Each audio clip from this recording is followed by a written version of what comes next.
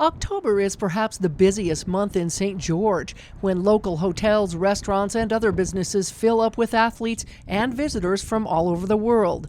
They're coming to compete in everything from the St. George Marathon to the World Senior Games. So we kick it off with our event all weekend long with the marathon, and then Sunday, Senior Games welcomes their athletes, 12,000 athletes in to come and participate in 2 weeks of Olympic type events. 11,000 athletes this year. It's actually going to be closer to 11,002. So that's even higher than any of the other years that we've ever had. So we have at least one runner coming from 49 states. There's just one state we're missing. And then we even have people coming from all over the world. We have 11 countries that are represented. So we got Canada, we have people from Ireland, Iceland. So we have people come all over the world to come and run in this race.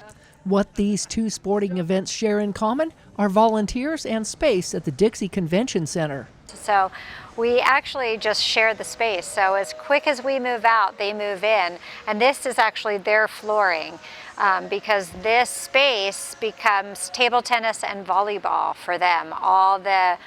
Both of those sports happen in this area. So without putting their subflooring down, they would never be able to do this transition as quickly. I first started at the stuffing bags for the marathon, and then I came over here to stuff bags over here. So we're just stuffing the bags, getting ready for the marathons and the Senior Games.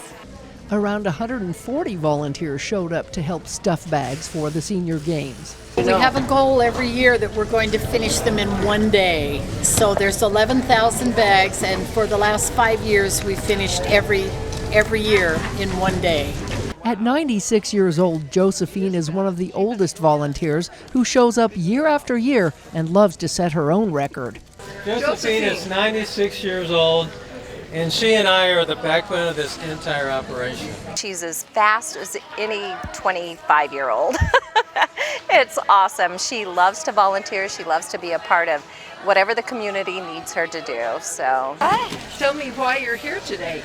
Well, to help out. Okay. To help out the community. Yeah. And why do you do this? Because I like it and I like to meet people. And how long have you been doing this? 18 years, but the total of my volunteering is 29 years. You're the youngest one in here. Yeah, it's okay. It doesn't bother me. While some volunteers come back year after year, for many it's their first time. This is our first year, the inaugural. My wife's doing the pickleball this year, so we figured we should volunteer. And most do it for the love of the games, whether they compete or not. You go to the games too? I have. My husband plays tennis, pickleball, lawn bowling, not all at the same time. But yeah, we've been coming for about 15 years.